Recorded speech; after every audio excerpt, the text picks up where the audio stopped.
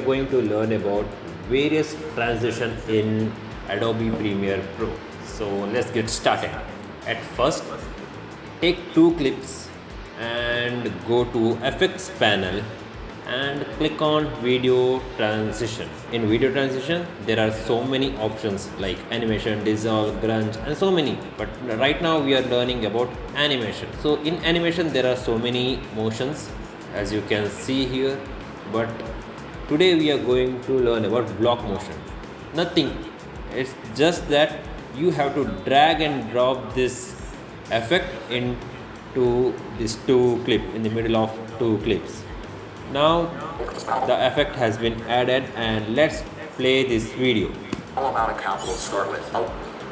As you can see, there is small motion effect in between these clips. So that's it for today. I'll see you in the next one.